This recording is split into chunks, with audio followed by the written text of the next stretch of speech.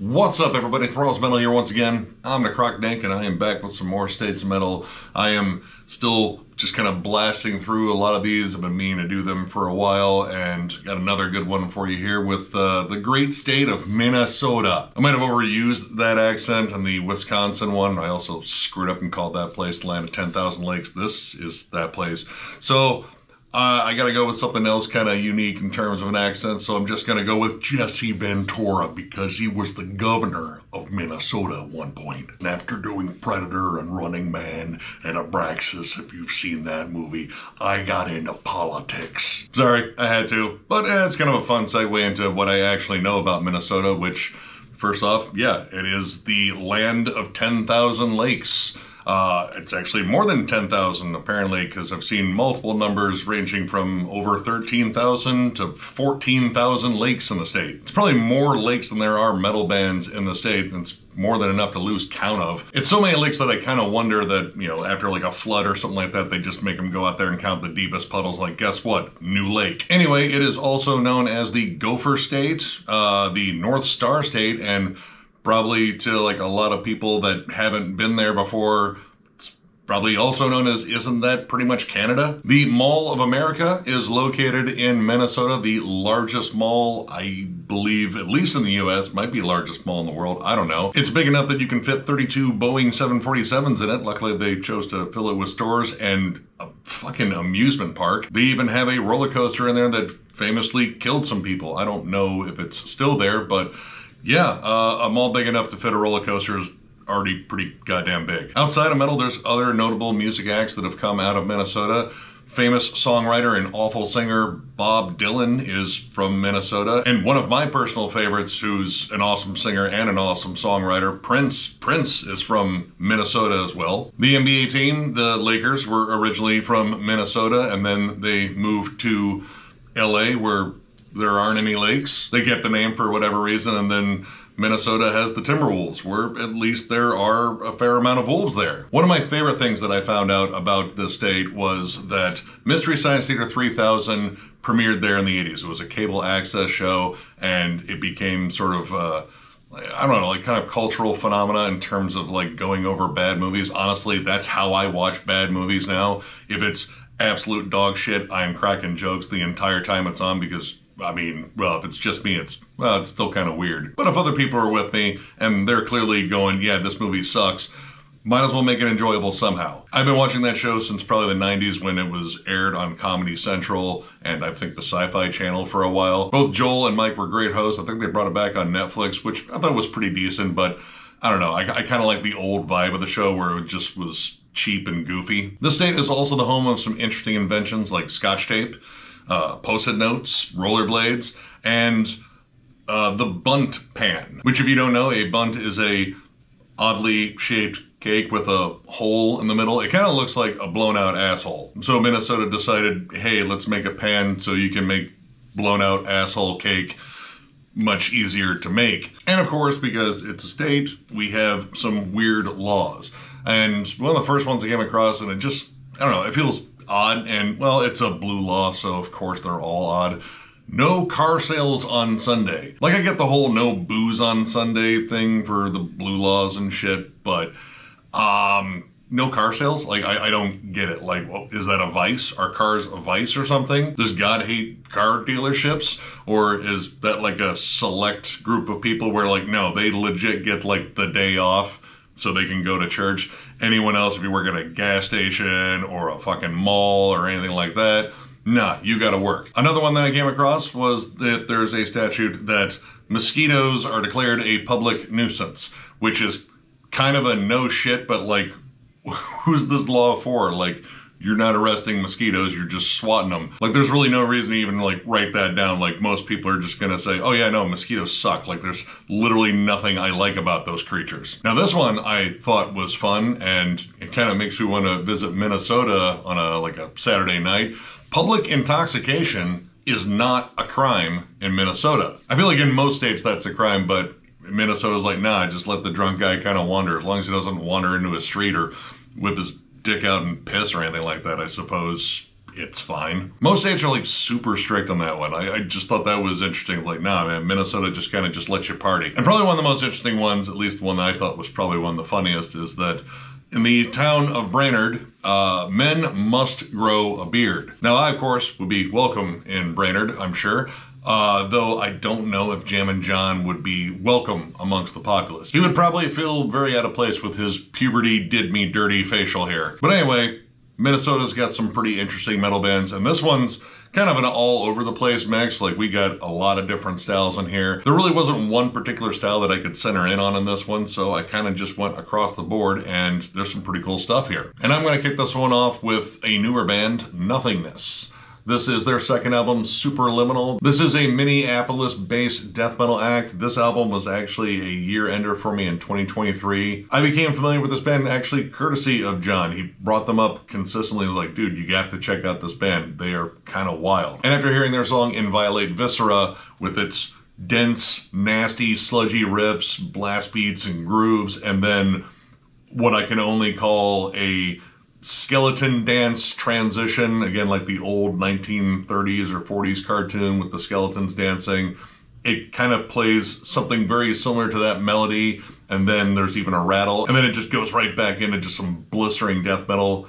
I was like, okay, that is probably one of the most clever and interesting transitions I've heard here lately, so I gotta jam the rest of this. And the rest of this album is just balls to the wall, crazy death metal. Like, it's very groove laden, it's very sludgy. The production here is thick. The guitars have this massive tone to them. Huge vocals as well, like low growls and screams. But the riff work itself, I don't know, it's kind of just interesting. You have these really strange, like kind of like atonal crawls in here, and then just like big death doom breakdowns and hefty chugs and grooves. Their palette is very interesting in terms of how they weave all these styles together to form a very cohesive, very sludgy, dense sound that, while is like very rooted in like 90s death metal, it has sort of its own little kind of clever character to it. Like, catapulted into hyperspace, I like how that song slowly keeps unraveling and getting more insane until the riffs are just like chaotic and sprawling all over the place, but still like very cohesive. Honestly, the whole back half of that song kind of reminds me of the whole scene where Doctor Strange is exposed to the multiverse. All those crazy weird special effects and how he's just being pulled and thrown into these whole weird scenarios with like planetoids and such. It's that in musical form. You also have elements of like more melodic death doom with songs like Temple of Broken Swords, Festering Abstraction, and Beacon of Lost. There's like elements of like early Paradise Lost and My Dying Bride in there, but there's also, again, this like thick, sludgy, very dark, sinister vibe to it. There's some big incantation vibes for sure on this one, and honestly, the more I look at the album cover, the more it looks like the melted candle version of Diabolical Conquest. The last track, Decimation Mechanism, definitely has some big Morbid Angel vibes. The tremolo harmonies in there, and even some well-placed, very eerie synths on that. Kind of gives it like a cosmic horror sort of vibe. And this album just flat out brings disgusting heft in its breakdowns, like the end of Horrendous Incantation. The Anvil is decidedly heavy. It's definitely more of a bruiser of a song. But again, the thing that I like about this album is that it kind of pulls you in different directions. There's tons of different crazy dynamics. The songwriting, I think, is clever. It's kind of fun and weird in a way, and oddly catchy, but not in like a very traditional sense. Like, this thing isn't trying to like ape a bunch of like mellow death riffs or anything like that. They're just kind of creating strange, odd earworms with their just, I don't know, weird brand of death metal that I love. If you've never heard this band and you're a big fan of, I mean, I guess like a lot of like modern death metal, like there's definitely stuff in here that's like kind of comparable to like Undeath and Tomb Mold and stuff like that, but also Incantation, again, a little bit of melodic death doom here and there, and of course some like Morbid Angel moments too. But yeah, check this album out. Absolutely fantastic album. Looking forward to more stuff from this band because, yeah, so far everything they've dropped I've dug. So yeah, check this one out. After the Burial, In Dreams. This is the third album from this Minneapolis-based metalcore slash metallic hardcore slash prog slash gent band. I got in this band with their second album, Rare Form. I really enjoyed just the crazy shreddy songs and the fun syncopated, like, you know, very Meshuggah-esque breakdowns.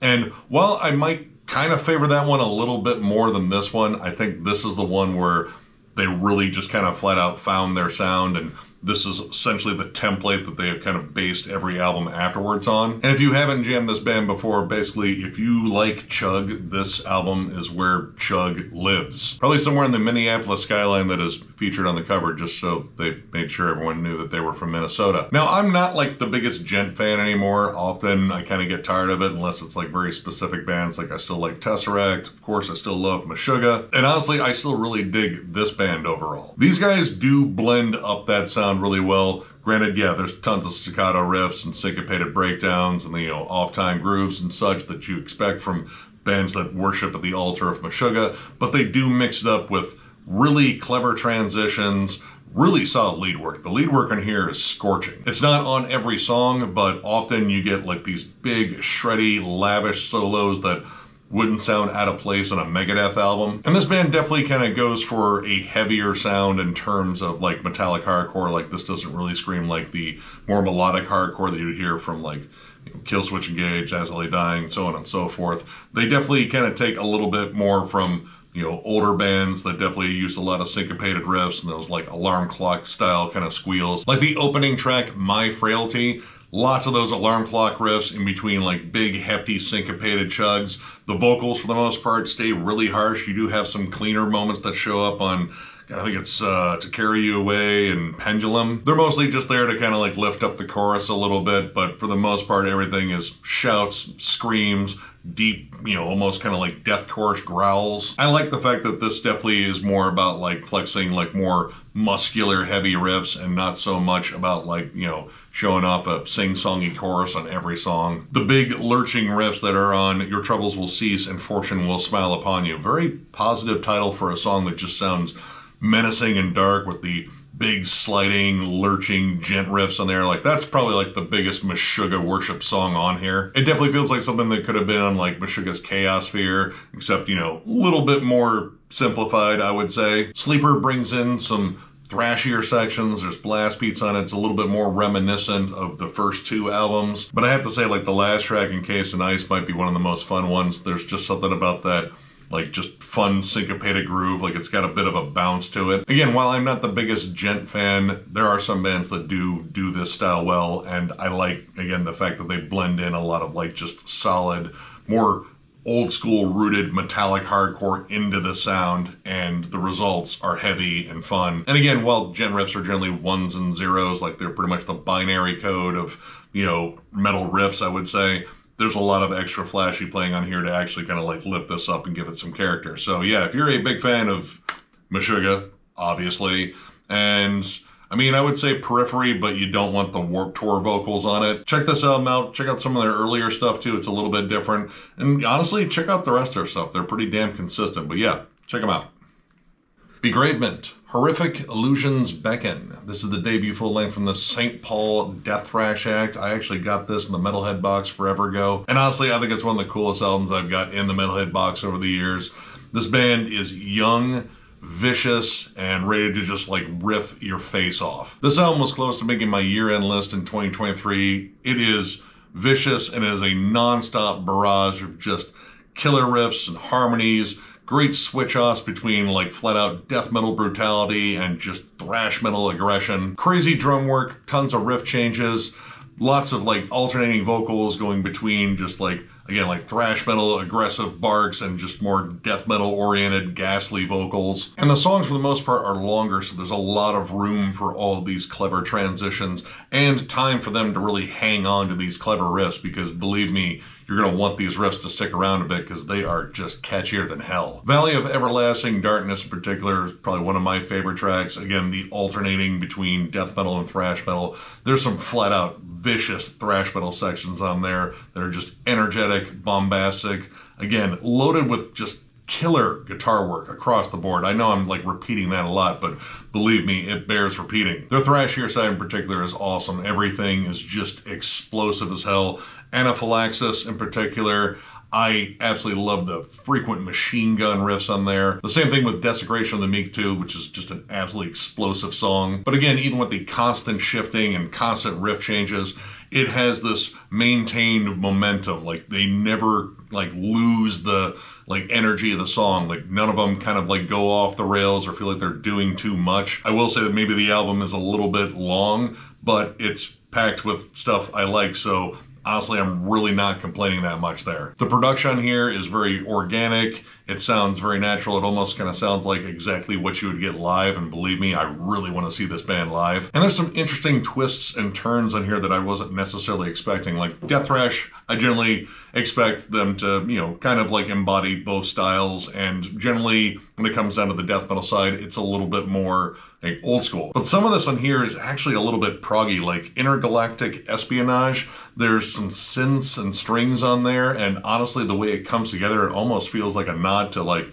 Nocturnus is the Key. There's a clean transition on there that I'd almost say is like a nod to like prog rock itself before it inevitably shifts right back into the maelstrom of riffs that this band delivers on pretty much every track. Scarabs Beneath the Flesh, which I feel like that had to be like a reference to the Mummy movies with the bugs crawled out of the ground and fucking ate people alive from the inside. Either way, it's got a really good soft lead in. It kind of builds up a little bit, and then you get to hear some absolutely nuts bass work when the main riffs kick in. And none of this feels like too showboaty. Like none of it feels like it was too much, like there's like needless wank everywhere. Everything feels pretty well measured out on here, and they're really good at building tension. Like generally, I don't like interlude tracks. I feel like, you know, they can be kind of incorporated into the main song. Like I don't mind listening to a longer song as long as it's got like a lot of cool elements to it. But I have to say, Revealed by Moonlight going into Return to Planet Earth, it's a really solid instrumental setup. It kind of builds the atmosphere a little bit, and then when you get down to Return to Planet Earth, that is a 10-minute riff farm of just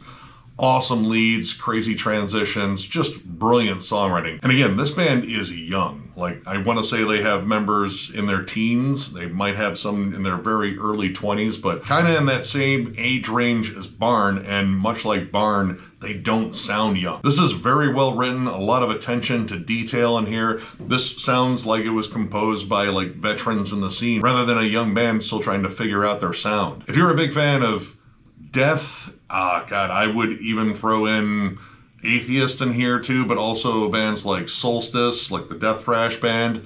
Check this out. This is a really killer album. I'm looking forward to hearing more from these guys in the future. Yeah, this is just flat out excellent death thrash here. House of Atreus, The Spear and the Ichor That Follows. This is the debut album from this Minneapolis-based melodic death metal act. I totally missed the fact that they dropped an EP last year, so I'm gonna have to go back and check that one out because I hadn't revisited this band in a while, and this is just some flat-out gnarly, very old school sounding mellow death. And by that I mean like the heavier mellow death that I prefer, like, you know, more about like the melodies and the guitars, not so much about like big clean choruses like, you know, earlier In Flames, Intestine Ballism, I would say like Dungeon Serpent and A Pawn Stone are also kind of comparable too. It's melodic without coming across as like overly cheesy and trying to go for like a big chorus hook all the time. Like the first three tracks in here pretty much just gallop into battle. Trenches of Fortune, Messenger of a Shaken Host, and Throne of Chariots. These all have that kind of like triumphant soaring energy, but at the same time there's the harsher vocals and again like slightly more menacing tone to the music itself to kind of keep it a little bit more grounded. Like this is more like hovering below the cloud line, you know, just letting a little bit of light come in. Messenger of the Shaken Host and at least the back half of the last track, The River Black, have good thrash metal sections, a little bit more aggressive, a little bit more biting. And when it comes down to the melodies on here, they don't feel specifically like very Gothenburg-esque. Like, yeah, you can definitely draw some comparisons to like early In Flames in here, but that isn't the entire thing. There's a lot more in the way of like classic heavy metal harmonies. They don't necessarily have that big folky touch that you would hear in a lot of like early Gothenburg stuff. A lot of the harmonies feel like stuff that you could pull from like just like classic heavy metal, but with a much more gritty tone.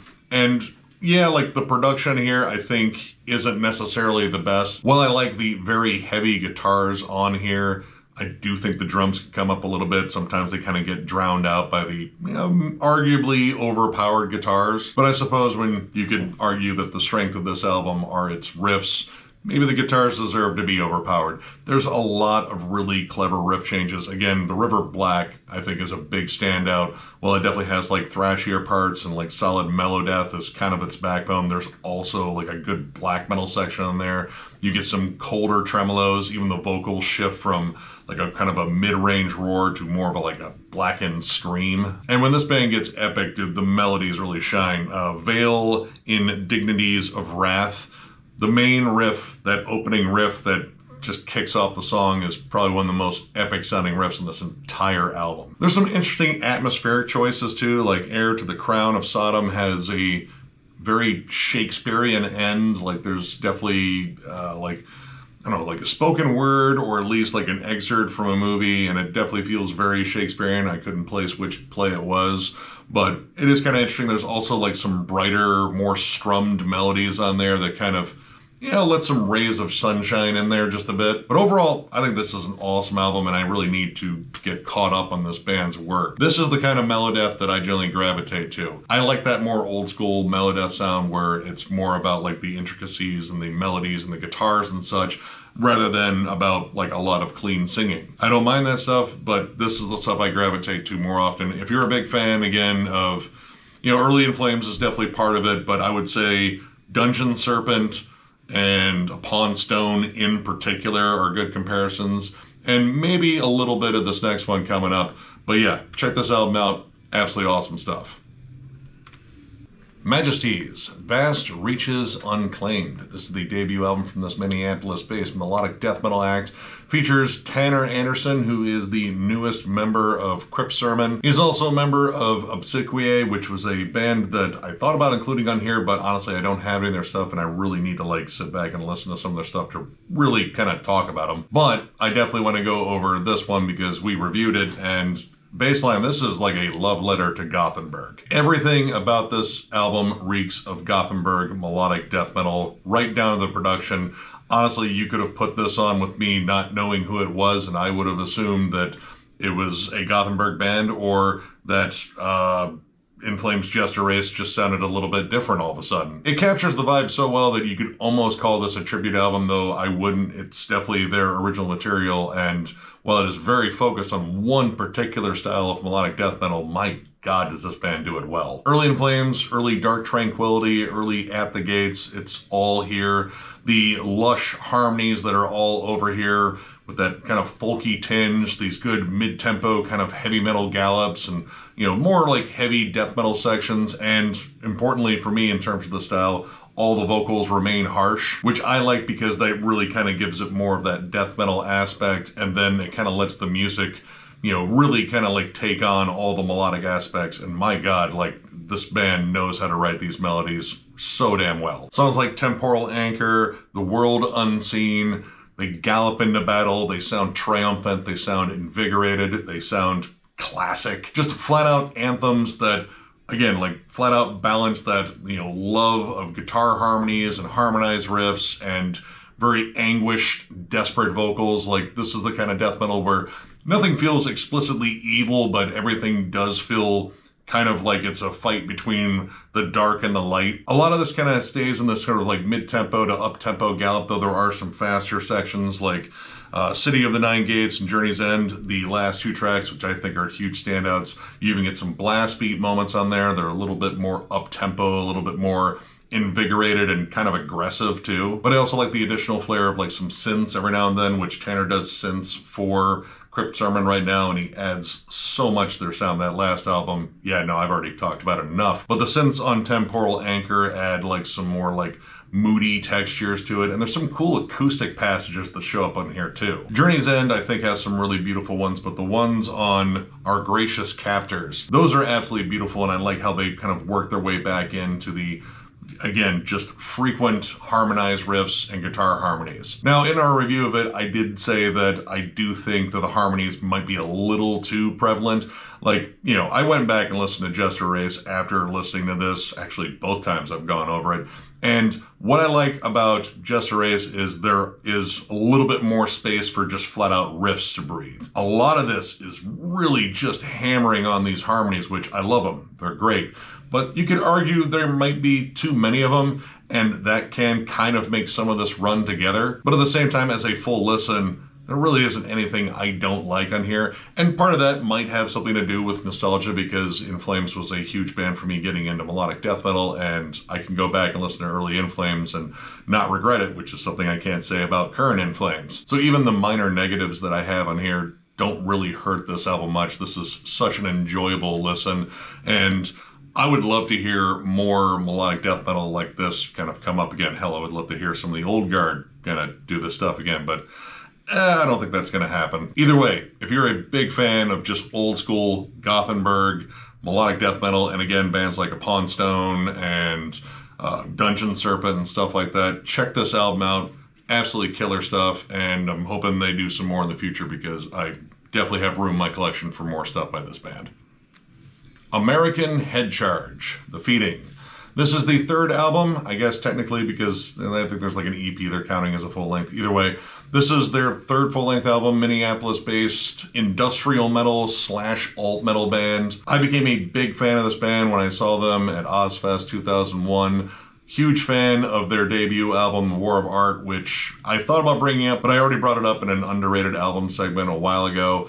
And this one kind of gets overlooked, so I went with The Feeding. To a degree, I might argue that this album might be a bit better than their debut in terms of like just hammering out the rough spots and making it a little bit more concise and a little bit more hooky. But I love them both, and yeah, this band for a while occupied a really interesting territory for me, because baseline, I could say that this band was like Faith No More circa Angel Dust, except they had a lot of warrants and a horrible drug habit. A lot of the songs are built on grooves, weird samples, and Chad Heacock's very interesting vocals. He alternated between these just gravelly screams and this very odd crooning and his very interesting vibrato, and a lot of the songs are well, very dark in terms of their subject matter, but when you go further in this band's history, dark is kind of a thing that followed them, or you could argue something they brought into the band frequently to the point where it kind of derailed any potential success they might have had. I feel like this band was kind of caught between like trying to be a little bit accessible, trying to get on the radio, because this was at a point where metal was on the radio. I don't know if it's on the radio now, I don't listen to the radio, but at least at the point where major labels were signing more metal bands, and you know, the whole nu metal craze was still kind of there, and industrial metal often got kind of lumped in there. But trying to hark a balance between that and just writing visceral, anguished, dark songs with lyrics that have no business being on the radio whatsoever. And I feel like it kind of culminated in this album, where it's definitely more hooky. The riffs feel a little bit more focused on melody, especially when it comes down to some of the choruses on here. But they still have their faster, more vicious songs like Pledge Allegiance. Cowards, I think, is just an absolute banger of a song. Very like Ministry-esque. There's a lot more like quiet, reflective sections too on songs like To Be Me. The absolutely amazing Take What I've Taken, which I strongly don't recommend if you know the history of this band. A little bit more slow and brooding. There's this like menacing chugging riff and this weird atmosphere kind of like floating in the background as Chad mutters about drug addiction, more than likely. It builds to this really amazing crescendo and this super heavy chorus. The same kind of goes for Ridicule. It has this very soft opening with, again, these very muttered vocals and builds to a fever pitch. Production-wise, this was a little bit different than War of Art 2, where that one felt very dense, like it was packed with, like, again, the huge heavy riffs and a lot of samples and keys and constantly pummeling drums. This feels a little bit more crisp. The guitars are a little bit more prominent on here. They have this very crispy, fuzzy sound. And there's a lot less in the way of samples, but they use the keys a little bit more subtly on here. I like this band. I do think that they got way too caught up in like trying to be super edgy, and that, you know, definitely was to their detriment. This band's story has a lot of like horrible dark pitfalls. Like not long after this was released, their guitarist John Ottoman sadly passed due to an accidental overdose on sleeping pills. And the band's history with drugs is pretty well documented, but he really wasn't into any of that. He barely even drank from what I heard, and it was just something he took a little bit too much, and he sadly passed in his sleep. Their longtime bassist and one of their founding members, Chad Hanks, I believe he ended up passing a few years ago. I guess he was battling cancer. I actually got to meet these guys a while ago, and that's where I got this shirt. And yeah, they played a really solid show to a pretty empty venue, sadly. But I got to talk with them. They seem like good dudes. And then not too long after their last album dropped, I believe their frontman got busted for breaking and entering. And once again, he was going to jail or rehab, which, again, a frequent theme with this band. But yeah, if you like your alt metal on the heavier side and you like twisted, edgy lyrics and creepy samples and just an atmosphere that's just, you know, kind of uninviting, check this out. This is a solid album. I don't know, like between this one and the debut, it's kind of hard for me to pick a favorite, but I love them both for kind of different reasons. But yeah, check them out, give them a whirl. The mighty Nimbus. And no, this band has no association with that floating piss cloud that Goku likes to fly around on. This is the self-titled debut album from this Minneapolis sludge band. I picked this up on a whim years ago, and I absolutely loved it. Even covered this one in an underrated albums thing for sludge metal, I believe. The band actually got a hold of me too, because I thought this was their lone full length. It turns out they had another one, and I believe the band is like back, and I think they're actually working on something now. Anyway, this band features current and ex-members of bands like Pentagram, Alabama Thunder Pussy, Birds of Prey, and 60 Watt Shaman. In fact, this actually has the frontman from 60 Watt Shaman on vocals, and man, is this album flat out heavy. The guitar tone on this album is ridiculous. It's thick, it's heavy, it crackles and hisses. Honestly, the sizzle on this thing kind of reminds me a lot of Church of Misery. Honestly, the production as a whole on here, I love it. Everything is loud, but it's very crisp sounding. The drums sound great. And vocally, while I really like 60 Watt Shaman, I've been a fan of those dudes for years. You know, I don't think they're even around anymore. I liked that guy's more gravelly, bluesy tone. Here, he's still doing that, but it's a lot more gruff. There's a lot more heavy sections where he's just kind of screaming and growling a bit. And with his more like southern drawl and stuff, it gives this more of that like, kind of like NOLA sludge vibe. Like this sounds like it crawled out of a swamp in Louisiana rather than any one of 10,000 lakes in Minnesota. There's even some moments on here that kind of remind me a bit of Acid Bath, especially when the singer gets down to that more like quivered sort of like clean vocal he does, especially on I'll Never Weep. There's definitely some really good melodies in there too that kind of like back that up, but a lot of this is just big, lumbering, heavy riffs, the syncopated chugs, and again, this swampy, dingy atmosphere in here. Swampy riffs into doom-laden breakdowns aplenty on here. Broken Hoof, Raising the Mammoth. Those songs are flat out crushing. The riffs on those songs are so damn good. And again, you kind of hear this bridge between like more doom-laden melodies to just that flat out gritty sludge sound. Especially when they slow it down to a crawl, like Drinking on a Pile of Skulls, the slow down near the end of that song.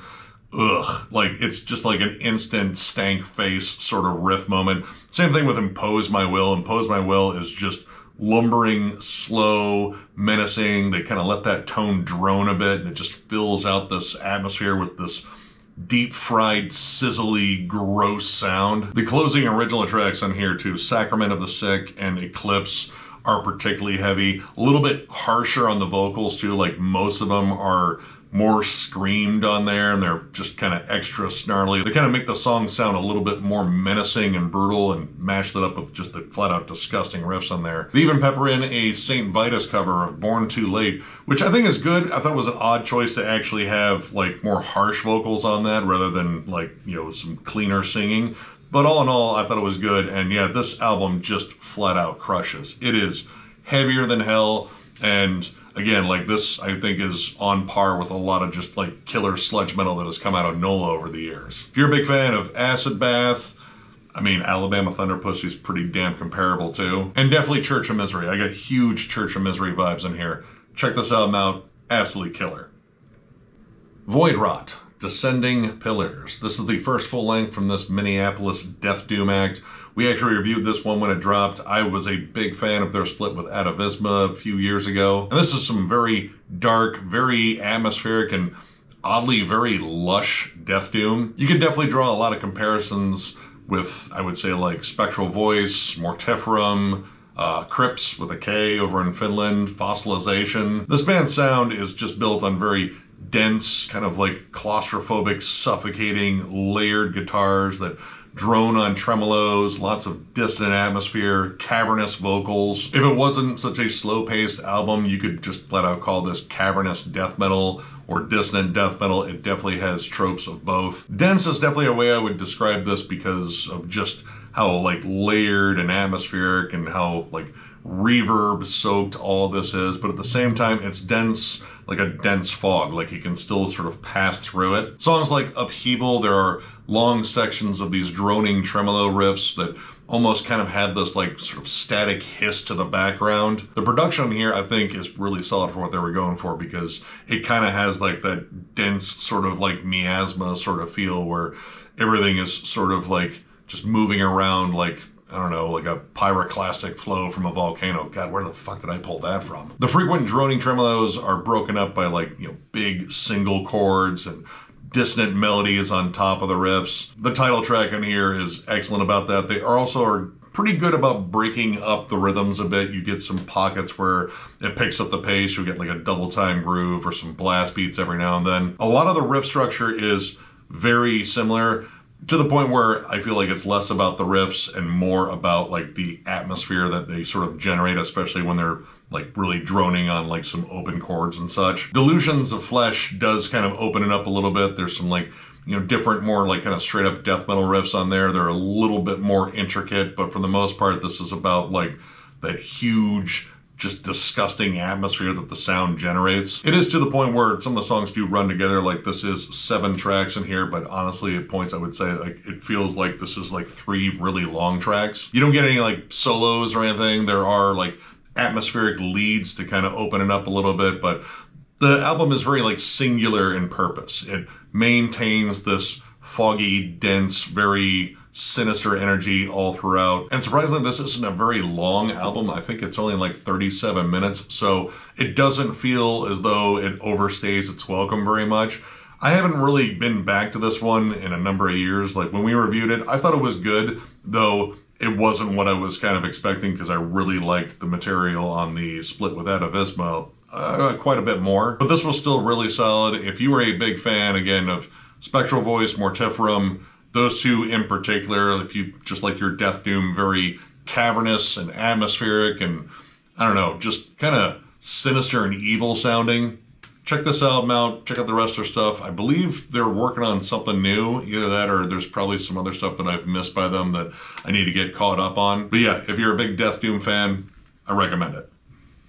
Suffering Hour, The Cyclic Reckoning. This is the second album from this Forest Lake slash, you know, I think a couple of members from Colorado, or at least one of them is. I'm counting this from Minnesota. I already did Colorado. Anyway, this is a quote-unquote avant-garde blackened death metal act. I actually went over this album when it dropped a while ago because I heard like so much hype around it. And honestly, I got something much different than I expected.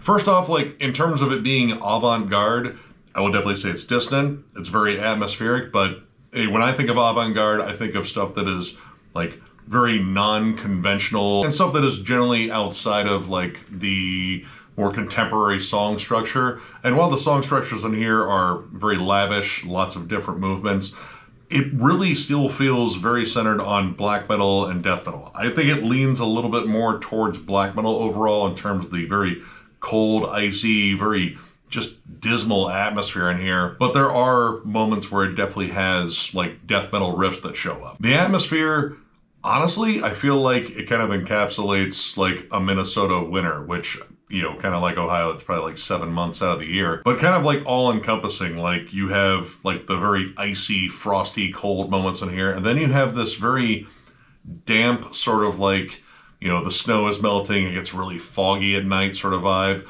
all coupled with this very like depressive kind of like forlorn vibe on here. Not much in here really screams like flat out evil or anything. This is kind of aligned with like more depressive black metal, at least in terms of like the vibe, though when it comes down to like the songwriting, this is quite lavish, very technical at times, and honestly when it comes down to the death metal aspects, it's more in line with like dissonant death metal. That's also large in part to the production too. I really like this interesting guitar tone. Like it's not really built for death metal, like stereotypically, like it doesn't have this big like mega crunch to it. It's not like super thick and, you know, just kind of like murky sounding like you'd expect, you know, from like more old school death metal or just kind of like death metal in general. It's kind of airy. I don't know, like there's something about it where it doesn't feel like super abrasive, but it still captures a really cool heavy sound. And baseline, it works. The vocals on here are ghastly, but you also get good pockets of like death metal roars.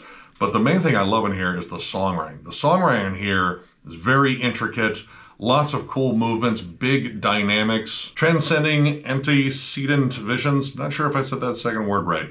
I love the like bending, almost sort of elastic melodies on that song in particular. They give the song like a unique character and how they are like layered out with the other guitars. It just sounds absolutely mesmerizing. This album almost kind of works as like a blend of like, you know, bands like Ulcerate, like in terms of like working distance in, but also making it very melodic and very catchy. But in terms of like the flat out riffs, like when they get down to like some like straightforward riffs, it kind of reminds me a bit of Tribulation, at least kind of that mid-period, I would say. The transitions are cool. Again, lots of dynamics. When they do get down to like some like heavier, more death metal oriented sections, it almost kind of sounds like a shoegazy later Gorguts. You can really hear those elements come to play on songs like Obscuration and the last track, the 16-minute riffy banger, The Foundations of Servitude. That song in particular is pretty much like this band's entire wheelhouse capsulated into one song. You have their heaviest, most brutal elements on there, along with some of their catchiest melodies, and again, that lush, like damp, cold atmosphere that permeates this entire album. That song does kind of everything well. And coming back to this after years, because I admittedly hadn't listened to this one very much, you know, since I reviewed it forever ago, I really like the contrast between the music and the vocals. That desperate, agonized, kind of ghastly vocal delivery coupled with these more like lush melodies, it creates this really interesting contrast. And honestly, with as much like goth rock has infected metal, you know, well, at least this past year, who knows if that continues this year, I'm kind of hoping. This kind of gels with me a bit more than it did originally. Maybe it was hearing all those cool goth rock melodies come up in metal bands here lately, you know, Cemetery Skyline onto others, Tribulation again with their last album. This kind of just makes even more sense to me, and honestly, I appreciate it even more. And in terms of like blackened death metal, if we're just gonna baseline call this album that, it stands out. It's unique. It has a really cool approach in terms of the songwriting, the production, all that. And yeah, I love this album. This is a really amazing piece of work. I still need to get their first album, and I'm not sure if there's another one after that, maybe like an EP or something. Baseline, I just need to get more Suffering Hour. This is a flat out killer album. If you have not checked it out and you're a big fan of, again, like Ulcerate and like distant death metal, but also like black metal and again, kind of that like gothic metal thing that like mid-period Tribulation did really well, check this album out. Killer stuff. And finally, we're going to close out with Martyr AD, On Earth as It Is in Hell. This is their second and I guess final full length. They've kind of been defunct for a number of years now because I think they broke up not too long after this album was released. Anyway, this was a Minneapolis-based metallic hardcore act. This is some flat out old school Victory Records stuff, and yeah, any chance I get to talk about old school Victory Records stuff, which 2004 still kind of counts. I mean, that's still around the point where like Hawthorne Heights got signed and, well, Victory Records kind of took a big nosedive. But this embodied pretty much like all of that old school sound, but also a bit of like the modern metalcore stuff that was coming out around the mid-2000s too. And this album, I would say, kind of walked a line between, you know, kind of those two sounds. This definitely had like those melodeath inspired riffs, like you're gonna hear them all over here. But in terms of how they used them, I think it was a little bit closer to like The Haunted or Hatesphere, like it was more of that thrashy style of like melodeath. But you also got that old school metallic hardcore vibe, i.e. Earth Crisis, Strife, and maybe a little bit of like Converge and early Cave in there too. You have squawky, you know, kind of alarm clock riffs, but also mix that with just these absolutely crushing breakdowns on here. Every single song in here, it seems like their goal was to kick down the door and just announce themselves with authority. The vocals stay harsh. It's a good solid metalcore yell. The breakdowns seem more geared towards like old school metalcore. They're not trying to pepper in too many melodies or anything like that. They're not trying to squeeze in cleaner moments as much. This is more about the angst, the aggression, and yeah, this album moves fast and it is just mean as shit from start to finish. Now I have this band's first album as well, and I really enjoy that. And it's a little bit different, where that one definitely has a lot of like classic, more like hardcore punk influences thrown in, and maybe is a little bit more comparable to like Converge overall. This one really brought forth like a lot more metallic riffs, even down to the production. The guitars just have a way more metal sound overall. The song American Hollow in particular has big stampeding double time drums and machine gun riffs, like kind of has like some bolt thrower energy to it. And the riff work is catchy, but it doesn't kind of go for like that, you know, like kill switch engage catchy all the time. Like that's very broken up on here. A lot of the time they're just like good, catchy, meaty, aggressive metal riffs. Late Night Faith Healer might be one of my favorites on here. I like that crawling sort of just like beat down riff, but it still has a good hook to it. The breakdown behind it is a lot of fun too. Same thing with Misery Dance and Beneath the Plague. Beneath the Plague in particular, that one's just a flat out banger. The big bend in that main riff on Beneath the Plague, I honestly think any metalcore fan, once they hear that, their lips should just like instantly curl. Hell, Into Stone has a lot of like tropes of just like flat out death metal in there too. The production here is gritty, it's crunchy, it sounds raw, it sounds like exactly what you get live, which I love that kind of production.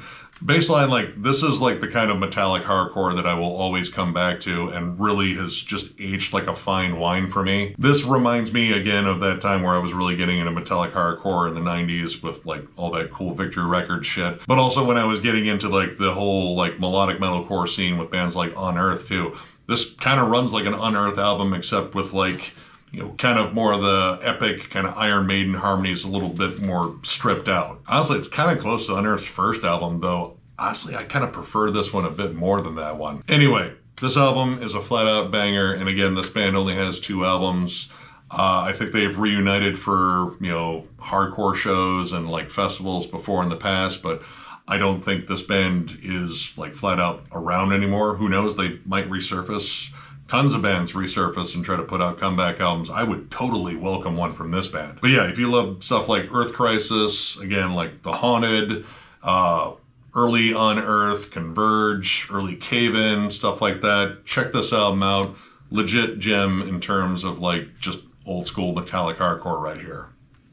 And that'll do it for Minnesota, at least in terms of what I have to cover for Minnesota. There's probably a lot of other killer bands out there that, you know, I just didn't get a chance to cover, but got plenty of other states to still come, and I already got the next one pretty much lined up. It's just a matter of recording at this point, and yeah, I'm gonna try to get like a lot more of these done this year, just because I do want to move on to like the international stuff, which that'll be fun to set up too. Either way, if you enjoyed this video, give it a thumbs up, and if you are new to the channel, subscribe, because we do stuff like this all the time. We have memberships. They are only 99 cents, and our Lone Perk is doing a members only live stream, which we're still trying to figure out what we're going to talk about this time. We already did one, and it was pretty damn fun. I don't know if we're going to try to center it on a certain subject or just do like a general chit chat one. We'll probably do a poll or something to get your feedback, because, I mean, you guys are paying us, and I think you guys should have some say. We also have really stupid emojis, which I still need to add some more really stupid emojis. And yeah, this is the new way to support the channel more directly as we're trying to move away from Patreon. We also still have our store, thrallsmetal.com, with our t-shirts and hats. That is linked down below. And of course, if you would like to become a member of this channel, there's a join button down below. You can brag to your friends that you're a member of Thralls of Metal, like it's some kind of weird flex. Maybe, I don't know. But yeah, join button down there if you'd like to do that. And of course, thank you guys so much for every bit of support you guys have given us. 2025 is here, it's in full swing, and we're already working on a whole bunch of different stuff. We're trying to get some different discussion pieces together too. That'll be a lot of fun. And of course, once new albums really start coming out, we're gonna start cranking out reviews again too. Either way, thank you guys for everything you guys do. It's amazing doing this still, and we're looking forward to overloading you guys with more content. So one more big thank you, because you guys are awesome, and we will catch you later.